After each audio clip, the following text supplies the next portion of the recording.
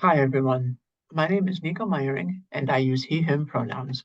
I'm a white man with parted blonde hair, wearing a black headset, brown and blue spectacles, and a pink dress shirt.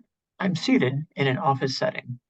And, like about 25% of the US population, I'm disabled.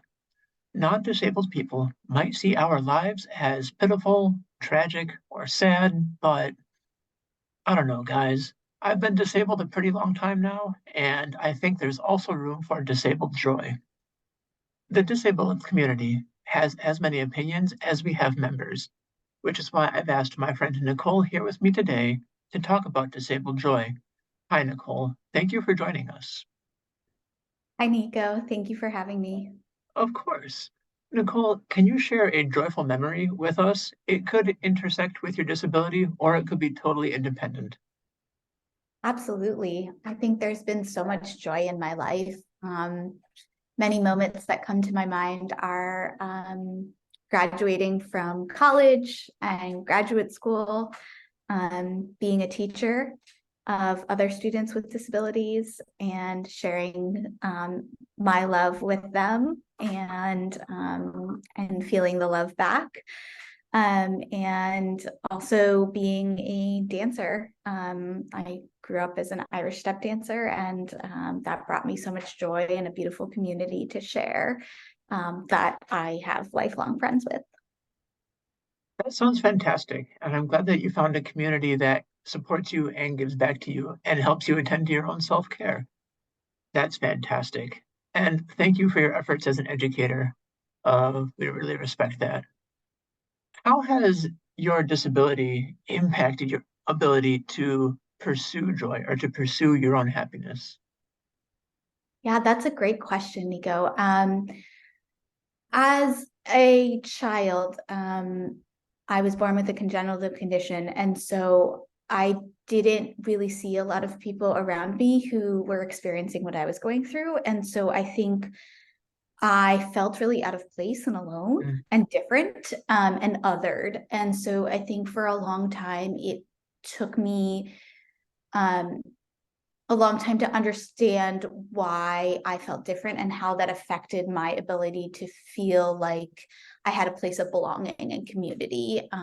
Even though, there were spaces that I shared identities with certain other parts of my identity, but I think that one specific area was missing for a long time and affected the way that I had self-confidence and self-determination. And it wasn't really until I started delving into the world of the disability community that I understood that, oh, this is actually like a beautiful part of my life. And it brings me into the world of other beautiful people who share this identity and I didn't know existed for much of my upbringing. So I think it was a journey for me to find um, how to access that joy. That's incredibly valid. As someone who also has been disabled since birth and who grew up seeing no real other disabled models of anything, I really resonate with that answer. I felt much the same way growing up, and it impacted kind of my ability to launch. So yeah, I see you in that. So it sounds like you've had a lot of experience with a disability and that your disability journey has been lifelong. So, what one thing do you want the general public to know about disability and disabled quality of life? So I think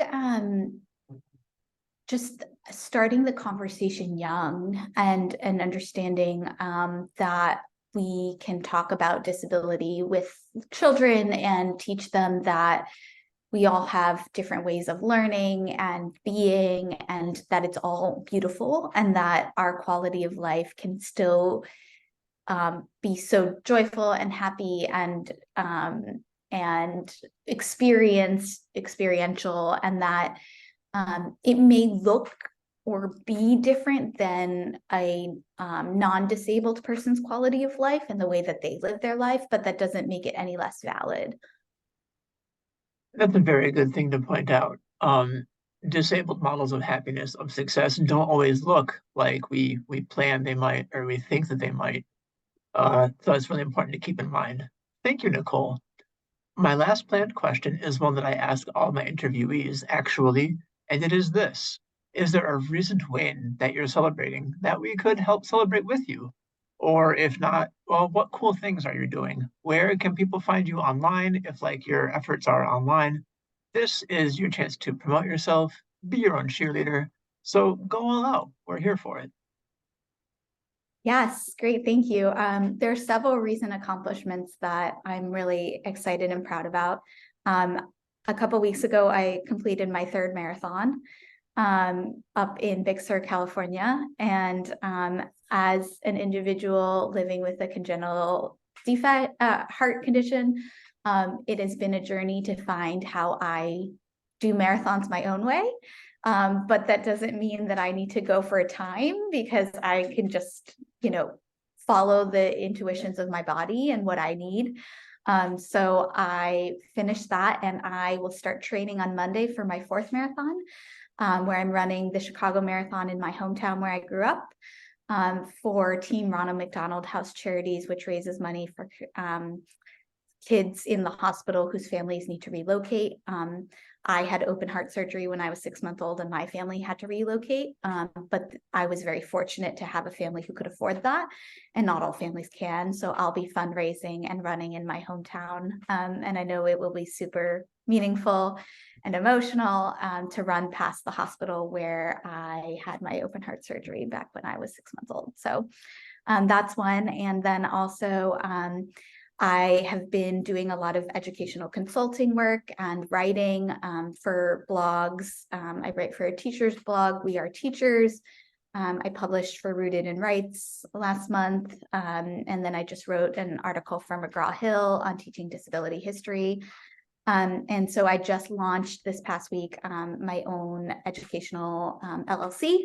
It's called Homerun Educational Services, and I will be broadening my scope and just growing my network to speak about how we approach education for children with disabilities, and really trying to tackle a lot of the ableism that still exists in the educational sector, because I think it's really important that we have individuals with disabilities representing as educators, which was not something that I ever saw as a teacher, as a student, and I really think is important for our children and families to have access to.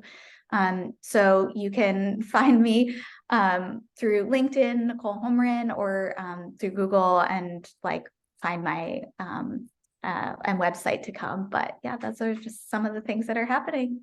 That sounds fantastic. 3 marathons, soon to be 4, and a flourishing educational consultancy. That's remarkable. Thank you for the work that you do, and thank you for joining me today. Thank you so much, Nico, for having me. Of course, audience, tune in next time, and remember, I'm rooting for you.